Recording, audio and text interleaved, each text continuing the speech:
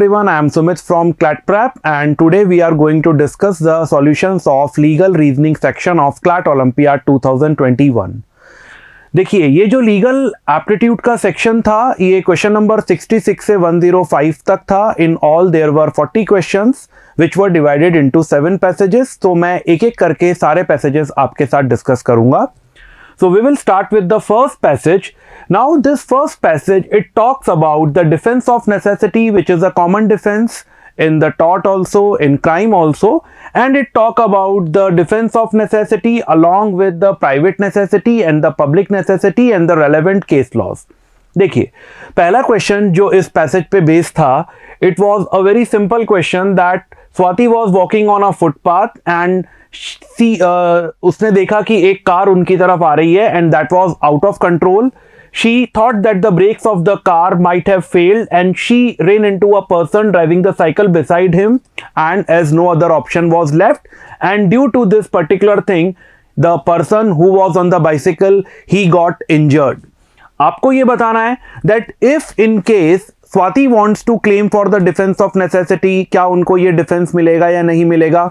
देखिए अगर आप इस पैसेज को पढ़ेंगे तो it is very clear that in a situation where upon no other option is available to save your life और योर प्रॉपर्टी, और in order to save yourself from being a harm which is like a greater harm in comparison to the harm which you can cause, you can take the defense of necessity. तो definitely अगर हम इस passage से इसको derive out करेंगे तो option B should be the perfect answer, which says that the defense of necessity is available to Swati as she did so to save her life and there was no other option left. Let's come to question number 67. देखिए question number 67 again the question was very simple one that Chetan was being mentally tortured by his wife for the past 8 months and one day he decided to poison the food that his wife was going to eat, but उनका ये जो attempt था it was failed and on being charge Chetan has taken the defence of necessity. तो आपको ये बताना है कि weather he will be entitled to take this particular defence और नॉट. अब देखिए as it is very clear that this particular act of Chetan will not come under the defense of necessity, as if you are being harassed by a person, or let's say if you are being tortured by any person, means the best alternative is to go for a legal recourse or to have a kind of a confrontation, या आपको आपसी बातचीत से मामला सुलझाना चाहिए.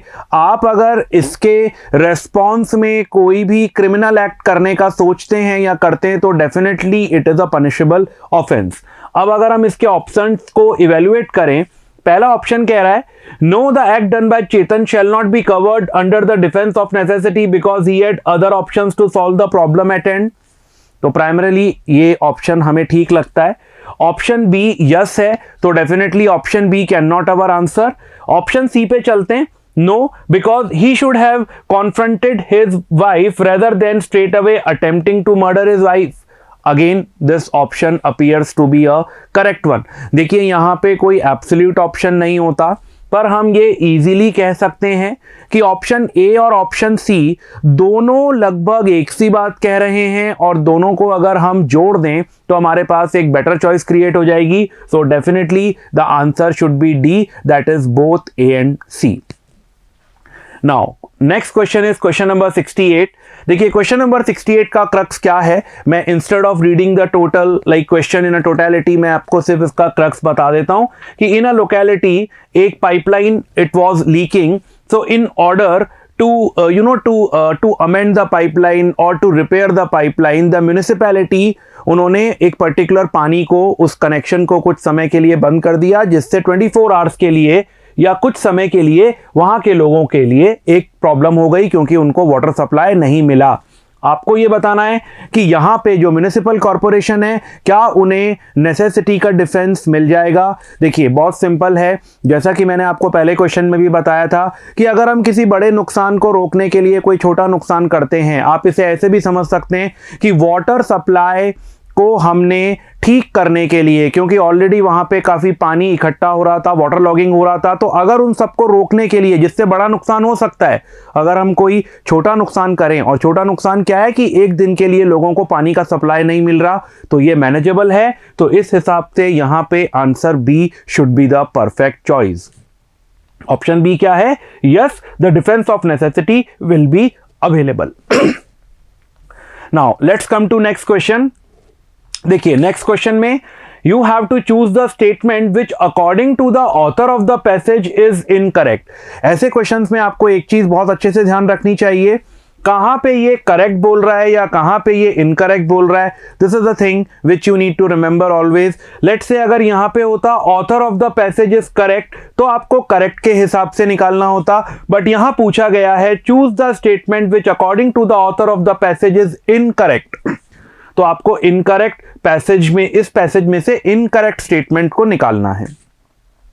पहला statement है private necessity and the public necessity is available only to the corporations and not to the individual. This is not the correct one, this is incorrect. Private necessity and public necessity both relate to the civil wrong only. No, they relate to the civil and criminal wrongs both. तो ये भी incorrect है. Private necessity and the public necessity both relate to the criminal wrong only. Definitely दोनों के लिए correlate होता है, तो ये भी incorrect है. तो हम ये कह सकते हैं all of the above should be the answer. Now the next question, which is based on this passage, it talks about that in Chandigarh X number of trees were supposed to be cut off to develop a housing society। और जब उनसे पूछा गया तो उन्होंने necessity का defence लेते हुए ये कहा कि क्योंकि उन्हें पॉपुलेशन बढ़ रही है, इस हिसाब से हाउसिंग अरेंज करना है, तो दिस इज द ऑप्शन कि वो पेड़ को काट करके वहां पे रेजिडेंशियल एरिया डेवलप करना चाहते हैं। अब देखिए इस केस में नेसेसिटी का डिफेंस इसलिए नहीं मिलेगा क्योंकि ऐसा कुछ भी नहीं है कि पेड़ को काटने के बाद ही आपको रेजिडेंशियल अकोमोडेशन या एरिया मिलेगा। There can be other remedies also which can be taken by the development authority और द म्युनिसिपल कॉर्पोरेशन और द हाउसिंग सोसाइटी। तो यहां पे नेसेसिटी का डिफेंस नहीं मिलेगा। तो the defence of necessity shall not be given to the builders because cutting the trees is not the only option available to the builders. They can follow the alternative plans also. So option C is the correct answer.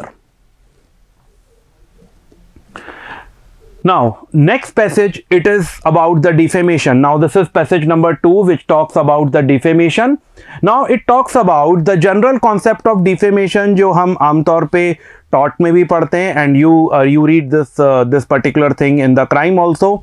So it talks about what is defamation, criminal defamation, civil defamation, and in English criminal law what actually they talk about the defamation। तो यहाँ पे उन्होंने section 499 500 IPC के reference के साथ आपको ये बताया है कि डिफेमेशन के 3 बेसिक इसेंशियल्स क्या होते हैं एंड अलॉन्ग विद लिबेल क्या होता है, स्लेंडर क्या होता है, इसको भी ब्रीफली समझाया गया है। ठीक है, पहला question. Now question number 71, Aruna is an Indian citizen who is renowned fiction author. On the eve of her book launch in London, she was interviewed by the many reporters including the Pretty Roy, also from India. Now this total question is being, actually it is saying that everything is happening in the London on a particular book launch। तो आपको ये बताना है कि यहाँ पे discuss the criminal liability, आपको यहाँ पे क्रिमिनल लायबिलिटी डिस्कस करनी है। So it is very clear that it is a case of a slander and Pretty is liable for stating such things which harms the reputation. So it is very evident from the passage that this particular thing is punishable as per the law and option B should be the best option. Now let's come to question number 72, that in the above stated case Preeti has not stated anything in the press conference। पर उन्होंने ये जो allegation लगाया है ये particularly दोनों ही जगह के लिए न्यूज़पेपर के अंदर ये पब्लिश हुआ है, क्योंकि देखिए क्वेश्चन साफ कह रहा है कि that but have written a relegation in the newspaper of both India and England and where both the newspaper editors has refused. The thing is that you have given something to the editors to publish, but they have refused to publish. So this question basically talks for the essentials of the defamation, which says that defamation can only be there if there is a publication of the statement, but there in this case there is no publication. So both in India and England the answer should be they will be not liable, or the person is not liable for defamation. Now the next question is, like, in a particular movie, that is a Netflix movie, the advocates are portrayed in a bad light. Now advocates here means the total community, not a specific person, and it is shown that advocates work on a commission basis and they are not only corrupt but they also adopt many unfair practices, and because of these the Bar Council of India files a complaint for the defamation. पर Netflix का ये कहना है कि यहाँ पे कोई भी एज सच प्लेंटिफ नहीं है, तो डिफेमेशन का सूट सक्सीड नहीं होगा. अब देखिए, जनरल रूल ऑफ डिफेमेशन कहता है कि defamation should be there if there exists a person against whom we can say that कि against हमने या उसके लिए हमने defamatory statement को follow किया है, पर यहाँ पे ऐसा कुछ भी नहीं है, तो आंसर ए होना चाहिए. There is a no defamation as no class action lies in a defamation, because we are talking about the community of the advocate as a class, और हम यहाँ पे किसी पर्टिकुलर इंसान का नाम नहीं ले रहे, तो यहाँ पे कोई भी डिफेमेशन अराइज नहीं होगा. क्वेश्चन नंबर 74 पे हम आते हैं. Now this question number 74, it talks about that two persons who are neighbor and they are like living in their own houses, and one person who loves to listen the music at on a very loud pitch, and moreover in the night after he gets drunk, and उनके जो पड़ोसी हैं, जो निखिल है, वो एक दिन गुस्से में आकर के उनके घर के सामने और उन्हें बोल करके जाते हैं इन आदतों के बारे में कि दिस इज नॉट गुड, और ये सब चीज़ें होती है. आपको ये बताना है क्या निखिल ने डिफेमेशन किया है. Again the thing is simple, publication नहीं हुआ, it is just a conversation between the two persons. Nikhil ने बोला और प्रतीक के घर के सामने बोला, ऐसा कुछ भी मेंशन नहीं है that there were the persons, और या फिर ऐसे कुछ लोग थे जिन्होंने इन बातों को सुना. तो हम ये कह सकते हैं कि there is no publication of the statement which has been given by the Nikhil, so Nikhil will not be liable for publication, and there is no defamation because there is no publication. तो answer होना चाहिए A. Now again question number 75, I will not read the entire question, but it was a very simple one, because see the key to this question is the essential element of defamation again, which says that, देखिए यहाँ पे साफ तौर पे लिखा हुआ है कि जो defamation है it should be a intentional statement, और इस क्वेश्चन से क्लियरली ये रिफ्लेक्ट हो रहा है कि हमारे इस पर्टिकुलर स्टेटमेंट, जो ये जो दोनों जो एम्बेसडर्स हैं उनके बीच में जो टॉक हुई है, और एक जने ने जो दूसरे के लिए बोला है या दूसरे की कंट्री के बारे में बोला है, वहां कहीं भी किसी तरीके का कोई इंटेंशन इन्वॉल्व नहीं था. It was unintentional. So definitely unintentional के बेसिस पे आप ये कह सकते हैं कि जो प्राइमरी एलिमेंट है इंटेंशन, वो मिसिंग है. तो answer B should be the perfect choice. No, the ambassador would not succeed as the primary. The component on the ingredient for defamation is missing in this particular case. हमारा जो अगला passage है, that is passage number 3. It talks about the Indian Contract Act, the provisions of Indian Contract Act of 1872, along with some elements like force majeure यहाँ पे थोड़ा सा बताया गया है. Enforcement section 32 enforcement of the contract को लेकर के ये बात कर रहा है. प्राइमरी थोड़ा सा यहाँ पे कंटिजेंट कॉन्ट्रैक्ट को भी रेफर किया गया है. So it was overall a easy passage based on the Indian contract act, जो basic concept of Indian contract act of 1872. Now first question, now this first question, it talks that a person, he orders some kind of a mobile phone from the China, from a person who is based in China, और उसके बाद उन्होंने एक return contract किया, और due to some failure of the diplomatic relations there was a war and the contract was not enforced. आपको बताना है कि यहाँ पे पार्टी की लायबिलिटीज क्या होगी. तो देखिए, अगर आप इस पैसेज से डिराइव आउट करेंगे तो ये निकालना कोई बड़ी बात नहीं है कि जो तीनों ऑप्शंस हैं ए बी सी, तीनों ही ऑप्शंस अप्लाई नहीं हो रहे हैं. तो answer should be D, none of the above. That should be the best choice in this particular question. Now next is in continuation of the question number 76, यानी अगर हम ऊपर वाले क्वेश्चन के रेफरेंस में ही बात करें, Who among the following is the authority to terminate the contract? So it is very clear and evident from the passage that the person who is entering into the contract as a first party, he will be having the authority to terminate the contract in the case of non-fulfillment of the contract arising due to a kind of a war-like situation between the two countries. So answer should be Mr. X from India. Question number 77, answer should be A.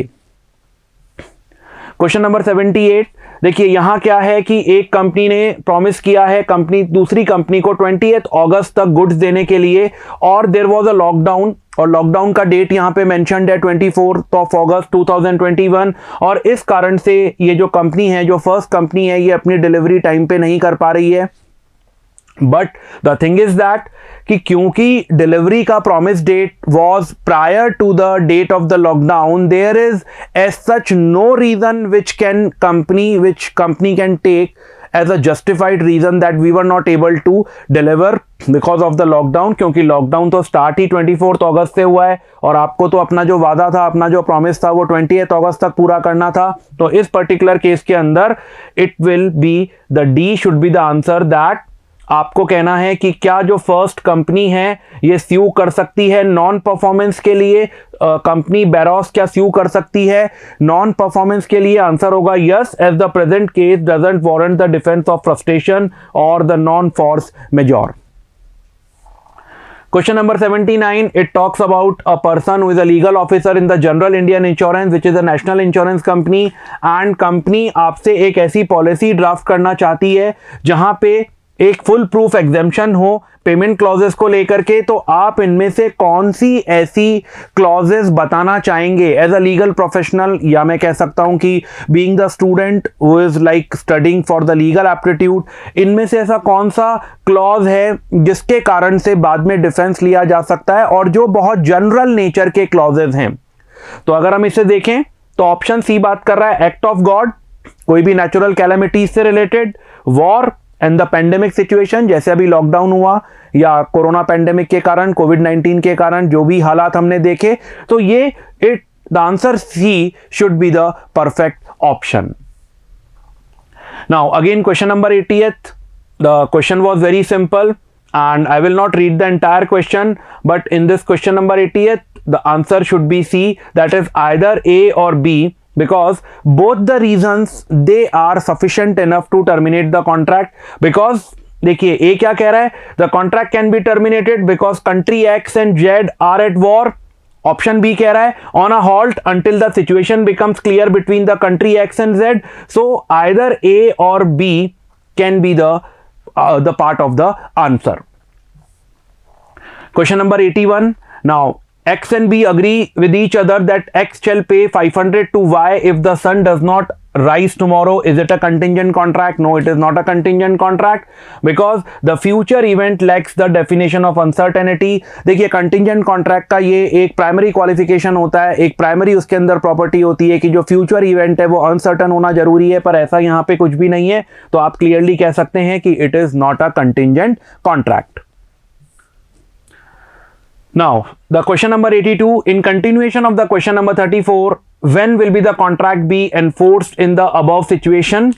Now, in this particular thing, the sun will rise tomorrow, the sun will set tomorrow when the parties to the contract see the sun. No, आपसे ये पूछा गया है contract कब enforce होगा. इन तीनों ही conditions के अंदर कॉन्ट्रैक्ट एनफोर्स नहीं हो सकता.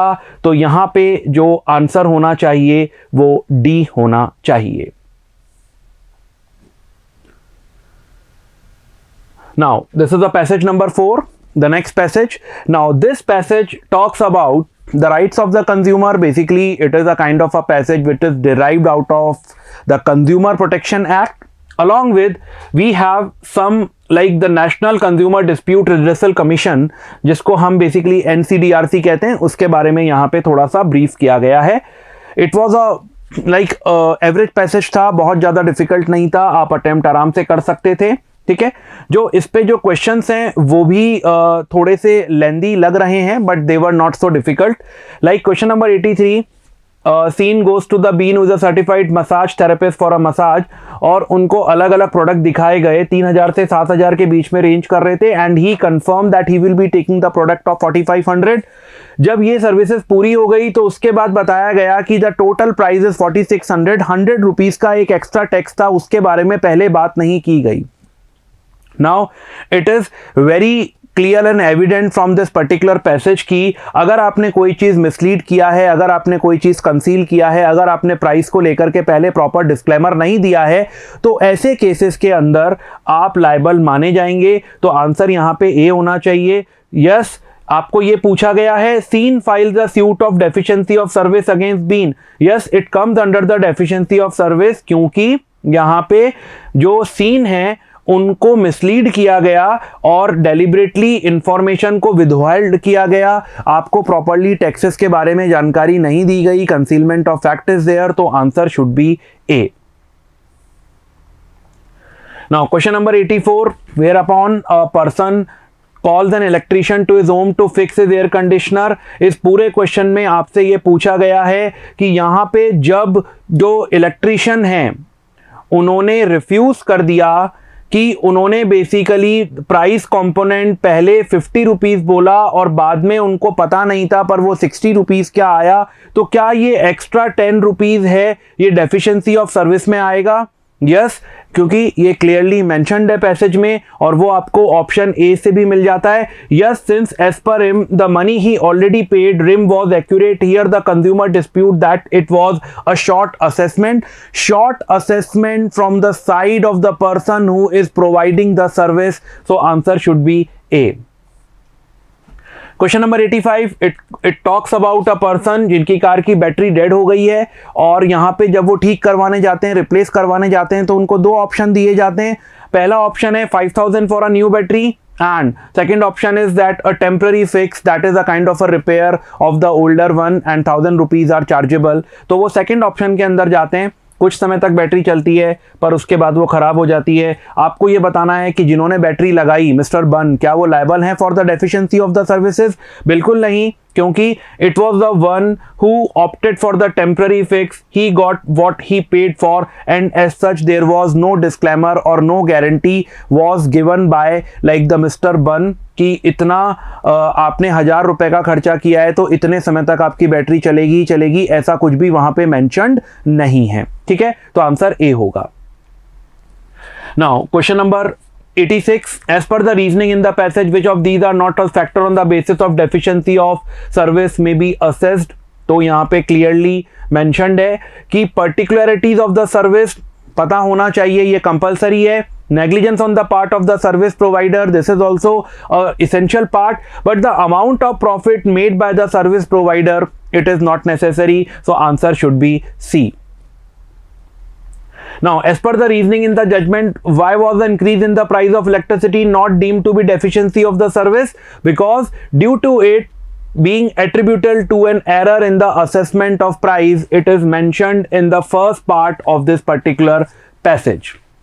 And the question, next question 88, according to the passage, a consumer is being defined under the Consumer Protection Act as the person who avails services, the person who buys. Both A and B cannot be determined. No such definition of the consumer is being mentioned in this particular passage, so best option should be D, cannot be determined. And the last question, of A filed a case against B for the deficiency in the services, और यहाँ पे आपको ये बताना है कि क्या वो सुप्रीम कोर्ट में भी मूव कर सकता है या which of the following option is available to him right now. So definitely he can move to the Supreme Court and file the appeal there. Now the next passage, it talks about the injuries while you are driving on a road and the accidents in the Motor Vehicle Act and the related theorems of the Motor Vehicle Act along with the insurance segment. अब देखिए पहला question है, A while traveling through NH55 on the bike, he was hit hard by a speeding car, और आपको ये बताना है कि क्या A अपनी पॉलिसी पे क्लेम ले सकता है। Definitely it is clearly given in the passage that अगर आपने फुल कवरेज इंश्योरेंस या ऑटोमेटिव इंश्योरेंस पॉलिसी लिया हुआ है तो even you can take the claim on your own policy also, this thing is given, तो answer should be A. Question number next, 91 question, that Mrs. Kavita purchased a car and she took an insurance policy for the same without having an arbitration clause. Mrs. Kavita car got hit from behind by a speeding car, और आपको ये बताना है कि यहाँ पे क्या insurance company is able to arbitrate with Mrs. Kavita. Answer is no, because the claimant has not signed the arbitration clause. जब तक claimant arbitration clause को sign नहीं करता तब तक हम ये presume नहीं कर सकते कि this clause is acceptable by the claimant. So answer is negative, that is no. Answer is C. Question number 92. According to the passage, an individual when injured in a hit and run accident should. Now it is a very simple question which doesn't require even that you should look to the passage to solve this particular question. It should be to call the police and to seek the immediate medical attention, which is normally a kind of a thing which we have to follow if we met with any kind of an accident. So answer is B. Question number 93. As discussed in the passage, which among the following options describe the role of a personal injury lawyer? देखिए यहाँ पे आपको बताना है कि क्या better कौन सा ऐसा इनमें से ऑप्शन है जो पर्सनल इंजरी लॉयर के रोल को डिफाइन कर रहा है. तो पहला जो यहाँ पे स्टेटमेंट है, that is option A, is to collect information about the claim and to advise how to handle the case if satisfactory settlement is not offered by the insurance policy. Yes. To keep the original record of the police report, medical record and medical bills. No. To submit a demand letter for the payment on the claim. Yes. So answer should be both A and C, क्योंकि B वाला option इतना suitable नहीं है, ये role नहीं है, या आप ये कह सकते हैं कि this is not the part of the professional duty of the personal injury lawyer, but A and C it comes under the professionalism. So definitely answer should be D. Question number 94. Based on the information given in the passage above, which of the following statement is correct? Again, it is a very simple thing which is easily deductible from the passage. Clearly ये given है that the claim cannot be made against the person's own uninsured motorist coverage. अगर आपका खुद का uninsured motorist coverage है तो आप उसमें से claim नहीं ले सकते, आप as a claimant वहाँ पे claim नहीं कर सकते. Now the next passage, that is passage number 6, it talks about the article 5 whereupon the citizenship and the constitution and the provisions regarding the domicile, what is the concept of domicile, ये सारी चीज़ें यहाँ पे mention की हुई है. Question number 95 में है, Mr. B is a Indian who went to England for studies and he was living for last 30 years there. और उनका इंडिया आने का इंटेंशन था बट वो नहीं आ पाए, उनकी डेथ हो गई. आपको ये बताना है कि based on the domicile, understanding of the domicile as given in the passage, which of the following statement is or are true? Now Mr. B died as an Indian domicile. This is not true. Mr. B died domiciled in England. Yes, it is true. Mr. B intention to return to India was enough to declare. No, it is not true. So definitely answer D भी नहीं होगा. तो सबसे best option क्या है? B. As Mr. B died domicile in England, as he made England his permanent home because he was studying there for last 30 years and there was no definite intention to return to India. ठीक है. With relation to the distinction between domicile and residence in Article 5, which of the following statement are correct? It is very clear that residence with intention to stay forever in a country or a place is domicile. यानी कि residence with the intention to stay forever in a particular country or a place is the true meaning of domicile. Question number 97. For acquisition of the domicile, which of the following is required? And it is given in the passage. Again, it was a very easy one. Residence plus animus mendendi. That is answer A. Question number 98. Mr. A has been born, studied, worked and subsequently died in India. He is said to be resident of India also plus the citizen of India also. So he will be like citizen of India. I'm so sorry. He will be citizen of India as well as the domicile of India. So answer should be both B and C. The Supreme Court held in which cases that the intention to live in a country forever is a necessary constituent of domicile? Central Bank of India versus Ram Narayan. It is mentioned in this particular passage. Louis D. Radiat versus Union of India. This case is also mentioned. So answer should be C, both A and B. Now read the passage carefully and infer the best meaning of the phrase animus menendi. Now answer इसका क्या होना चाहिए? B, that is without intention no domicile can be gained unless and until you have a intention to reside at a particular place, to be a resident of a particular place, we cannot go for means giving you a title of a domicile. So answer should be B.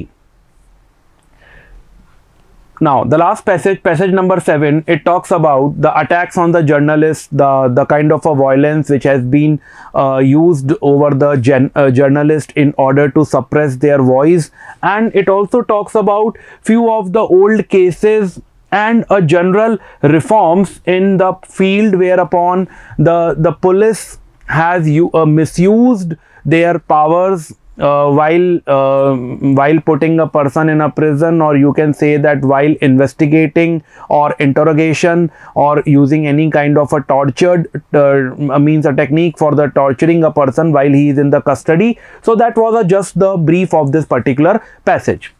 अब देखिए question number 101 है, Rajiv an Indian citizen hesitate to file a police complaint और to step into a police station because of the following reasons. आपको यहाँ पे logical reason select करना है. बहुत डिफिकल्ट क्वेश्चन नहीं है, बहुत सिंपल सी बात है. यहाँ मेंशन्ड है कि since journalist who are knowledgeable about the due process of law can't get their complaint registered, so Rajiv feels that the police will never listen to him. Now it is a kind of a question which is based on the moral ethics, or you can say the duties, or you can say what you are seeing, और उसी हिसाब से आप react करते हैं. तो answer यहाँ पे B होना चाहिए. Question number 102, Ankita, who is a news reporter, aired a show which criticized certain policies of the government, और इसके बेसिस पे लोकल पुलिस ने उनको हैरेस करना शुरू कर दिया. आपको बताना है कि इस सिचुएशन में रॉन्ग क्या है. इस सिचुएशन में what is the wrong? The wrong is that Ankita was just exercising her right to criticise the government, but the police is harassing her without any cause, without any reason. So option B should be the correct answer. Question number 103, Radhika was trying to get an FIR registered where her brother was killed by the police officers while he was still in the custody. The answer should be both A and B. That is, the police have taken advantage of their position and has treated Radhika's brother with the cruelty. And B says that the police cannot refuse to register an FIR. तो answer यहाँ पे both A and B होना चाहिए. Question number 104 में आपको ये choose करना है कि इनमें से कौन सा ऐसा स्टेटमेंट है जो कि ट्रू है आउट ऑफ द पैसेजेस. ये जो 3 स्टेटमेंट हैं जो पैसेज से लिए गए हैं, देखिए बहुत ही आसान है. जब आप पहले स्टेटमेंट को पढ़ेंगे, vast majority of the Indians hesitate to file police complaint. It is false. There is no need for the police reform as the present laws are adequate and there is no scope for misconduct. This is also false. In the present time, the police and the political agendas are not at all interlinked. They are interlinked, so it is also false. So answer should be D, none of the above. And the last question is, the author in the above passage suggests some ways by which the culture of fake encounters can be controlled. Which of the following suggestions have been discussed in the above passage? Now, आपको ये बताना है कि कौन से suggestions को यहाँ पे डिस्कस किया गया है. तो देखिए पहला सजेशन है, by making the policeman accountable for their act it will be increase efficiency of the law enforcement. बिल्कुल सही है. By taking action against the erring officials it will create a sense of confidence in the general public. Yes, it is also correct. So definitely we can say both A and B are correct. So that is all for the solution. So in case if you have any kind of a problem, definitely you can contact us on our helpline, and definitely stay safe and keep working hard for the upcoming CLAT exam. Thank you.